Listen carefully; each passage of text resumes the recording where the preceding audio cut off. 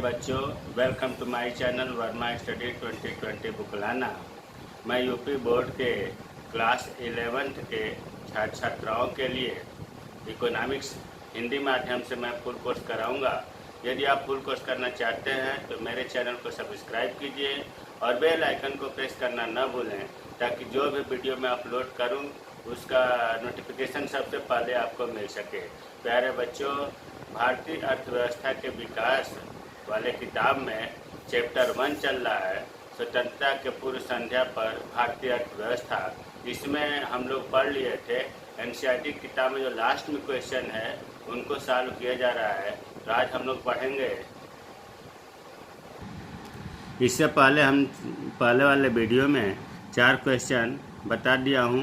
अगर आप ना देखे हों तो आई बटन को क्लिक करके देख लें।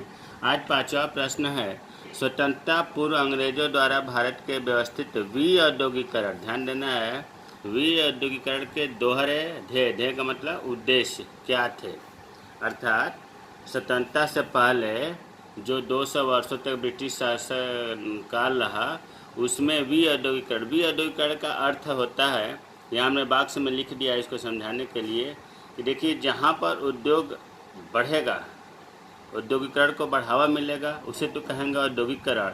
और ठीक इसका उल्टा, अगर देखो किसी देश या क्षेत्र में औद्योगिक क्रियाकलापों का क्रमशः कम होना, यह औद्योगिकरण की उल्टी प्रक्रिया है। विऔद्योगिकरण में विशेषतः भारी उद्योगों या निर्माण उद्योगों में कमी आती है।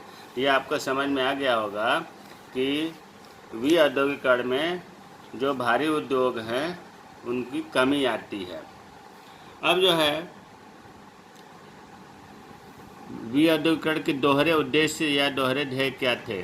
प्यारे बच्चों, इससे पहले हमने जो पाठ पढ़ा, इस पाठ में बताया था कि जो विदेशी शासक थे, एक उनका उद्देश्य ये था कि भारत को कच्चे माल का निर्यातक देश बनाना चाहते थे। इंग्लैंड में जो उद्योग विकसित हो रहे थे, वहाँ के लिए यहाँ से वो कच्चा माल ले जाते थे। एक तो ये उद्देश्य हो गया। और दूसरा था कि जब यहाँ से कच्चा माल अपने यहाँ इंग्लैंड में ले जा कर के माल तैयार करते थे, तो उन तैयार माल के लिए भारत को बाज़ार बनाना चाहते थे। यहाँ पर बेचने के लिए उनकी रणनीति बनी हुई थी। तो 2 उद्देश्य हो गया, भारत को कच्चे माल का निर्यातक बनाना चाहते थे और दूसरा भारत को विशाल बाज़ार बनाना चाहते थे, ताकि ब्रिटेन अधिकतम लाभ कर सके। ये आपका प्रश्न 5 के 2 उद्देश्य हो गया। छठा है, अंग्रेजी शासन के दौरान। प्यारे बच्चों, मैंने बताया था कि अंग्रेजी शासन को ही ब्रिटिश शासन, औपनिवेशिक शासन भी कहते हैं। अंग्रेजी शासन के दौरान भारत के परंपरागत हस्तकला उद्योगों का विनाश हुआ। क्या आप इस विचार से सहमत हैं? अपने उत्तर के पक्ष में कर बताइए।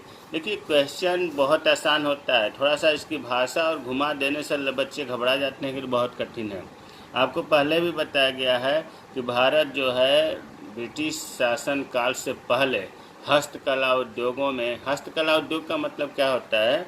हस्तकला उद्योग का मतलब यह होता है कि जो हाथों के द्वारा या सामान्य औजार के द्वारा उसमें एक्टिविटी की जाती है, बनाया जाता है। हस्तकला उद्योग का हमने भी यहाँ ब्रैकेट में लिख दिया है कि हस्तकला ऐसे कार्य को कहते हैं जो उपयोगी होने के साथ साथ सजाने के काम में आता है, जिसे मुख्यतः हाथ से या सरल औजारों की सहायता से बनाया जाता है। जैसे बांस से खिलौने, बैठने के लिए सोफ़ा से, ड्राइंग, बर्तनों पर नक्काशी करना, ये सब हस्तकला उद्योग के उदाहरण हैं। तो जब ये ब्रिटिश शासन काल आए थे, तो ये हस्तकला उद्योगों को नष्ट कर दिए। नष्ट मतलब इस पर टैक्स लगा दिए। जो शिल्पकार थे उन पर अत्याचार करने लगे। अब यहाँ के जो विदेशों में मांग थी, धीरे धीरे विदेशी व्यापार बंद हो गया। तो इसका उत्तर होगा कि क्या आप इस विचार से सहमत हैं? तो हाँ, हस्तकला उद्योगों का विनाश हुआ था, सहमत हैं। अब क्या कारण था कि हस्तकला उद्योगों का विनाश हुआ? तो पहला कारण था, अंग्रेजी शासन काल में राजाओं और नवाबों जो हस्तकला उद्योगों को संरक्षण प्रदान करते थे कि स्वतंत्रता समाप्त हो गई।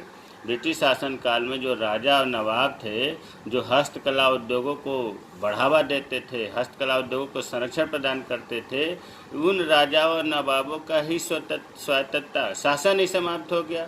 इस वजह से हस्तकला उद्योग भी धीरे धीरे समाप्त होने लगा। दूसरा, अंग्रेजों ने शिल्पकारों पर भयंकर अत्याचार किए। जो शिल्पकार थे, जो कढ़ाई बुनाई नक्काशी करने वाले थे, उन पर अंग्रेजों ने भयंकर अत्याचार किया, इसलिए वो इस कार्य को छोड़ दिए। तीसरा, पाश्चात्य सभ्यता के प्रभाव से, पाश्चात्य सभ्यता मतलब अंग्रेजी सभ्यता के प्रभाव से भारतीयों की रुचियों और फैशन में परिवर्तन होने लगा। इससे मांग का स्वरूप भी बदलने लगा। पहले क्या था कि पाश्चात्य ब्रिटिश शासनकाल या विदेशी सभ्यता का प्रभाव नहीं था, तो लोग यहाँ के वस्तुओं को मांगते थे, लेकिन जैसे ही विदेशों से सामान आने लगा तो लोगों की रुचि और फैशन में परिवर्तन होने लगा, जिससे यहाँ की वस्तुओं का मांग न होकर के विदेशी वस्तुओं का मांग होने लगा। आज भी क्या है, अपने यहाँ देखिए स्वदेशी जो है, स्वदेशी वस्तुओं की मांग कम होती है, विदेशी वस्तुओं की मांग खाने पीने में देख लीजिए, चाइनीज हुआ, बर्गर हुआ, पिज्ज़ा हुआ, ये जितने भी आइटम हैं सब विदेशी आइटम हैं। यहाँ के वस्तुओं की मांग न होकर के विदेशी वस्तुओं की मांग हो रही है, जिससे लोगों का फैशन में भी, रुचि में भी परिवर्तन होने लगा। चौथा है, कारखानों में निर्मित उत्पादों के सामने शिल्पकारों के उत्पाद ठहर नहीं सके। भाई जो हाथ से बना रहा है, सुई धागा से बना रहा है, सिंपल औजार से बना रहा है, उसमें उसकी मेहनत ज़्यादा लग रही है, टाइम ज़्यादा लग रहा है, कुल मिलाकर के लागत ज़्यादा आ रहा है, और वही चीज़ कारखानों में बनने लगा तो कारखानों में सस्ता पड़ता था।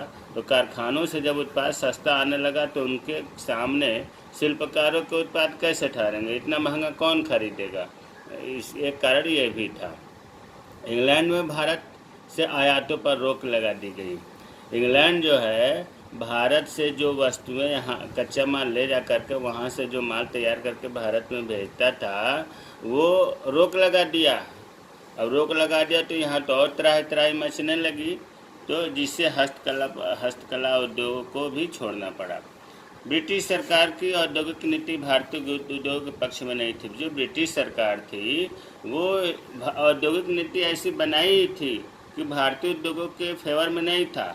वो तो उसका उद्देश्य ये था कि यहाँ से कच्चा माल ले जाना है अधिक से अधिक इंग्लैंड में, ताकि इंग्लैंड तरक्की कर सके, इंग्लैंड के जो उद्योग हैं वो विकास कर सके, और वहाँ से तैयार माल को यहाँ महंगे दामों पर बेचना, ये औद्योगिक नीति थी।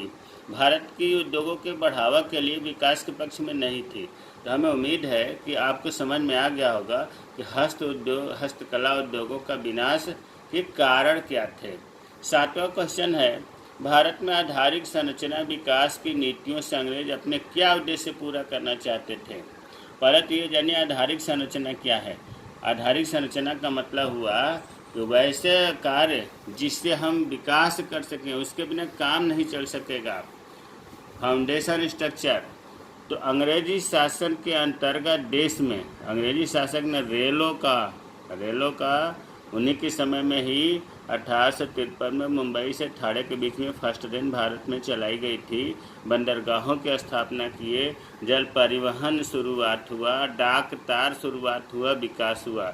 आप तो ये कहेंगे कि अंग्रेजी शासन में तो बहुत ही विकास हुआ, लेकिन नहीं, ये भारत के विकास करना या भारत के जन सामान्य को सुविधाएं प्रदान करना अंग्रेजी शासन का मतलब उद्देश्य नहीं था। उनका उद्देश्य तो ये था कि इंग्लैंड से सेना, इंग्लैंड से अधिकारी यहाँ आसानी से भारत में आ सकें, जा सकें, और देश के कोने कोने से कच्चा माल एकत्र करके अपने देश भेजें।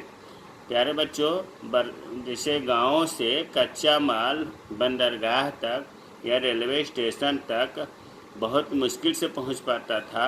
इस वजह से अंग्रेजी शासन ने रोड की स्थापना किया, सड़कों की स्थापना किया। विशेष तौर से वर्षा ऋतु में तो बिल्कुल माल नहीं मिल पाता था क्योंकि सड़कें नहीं थी। इसलिए ब्रिटिश शासन ने सड़कें बनाए ताकि बरसात हो, जाड़ा हो, गर्मी हो, पूरे वर्ष जो है कच्चा माल उनको आसानी से मिल जाए, और अपने यहाँ तैयार किया हुआ माल जो है डोर टू डोर वो आसानी से बेच सकें। तो ये उनका था उद्देश्य। तो अब आप समझ गए होंगे कि भारत में जो आधारिक संरचना था वो क्यों अंग्रेजी शासन ने स्थापना किया था। आधारिक संरचना में रेल, बंदरगाह, जल परिवहन, डाकतार इत्यादि आते हैं। 8वां क्वेश्चन, ब्रिटिश औपनिवेशिक शासन द्वारा अपनाई गई औद्योगिक नीतियों की कमियों का आलोचनात्मक विवरण करें। ब्रिटिश औपनिवेशिक प्रशासन कितना कठिन वर्ड है, लेकिन आप समझ गए होंगे कि इसका मतलब अंग्रेजों द्वारा जो औद्योगिक नीति बनाई गई थी उसमें क्या कमियां थी।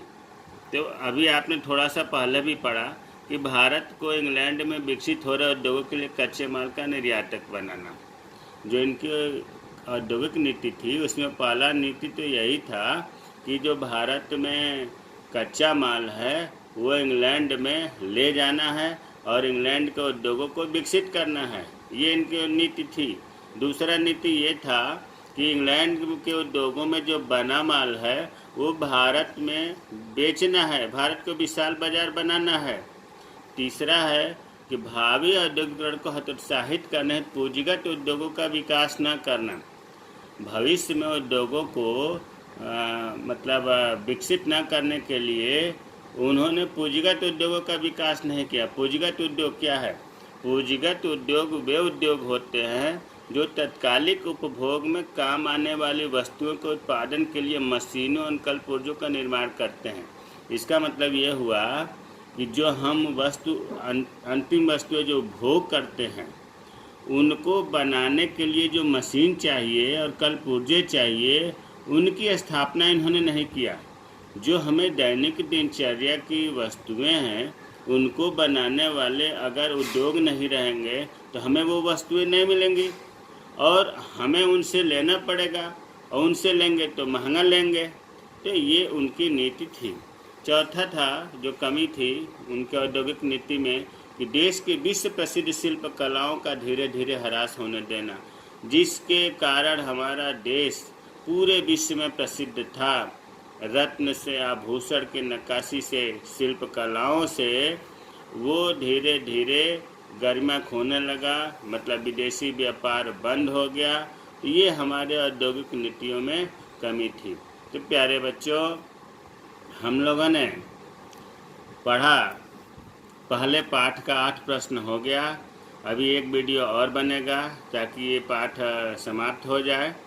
मेरे चैनल को सब्सक्राइब कीजिए और वीडियो को देखकर कमेंट करिए कैसा लगा, ताकि मैं उसमें सुधार कर सकूं।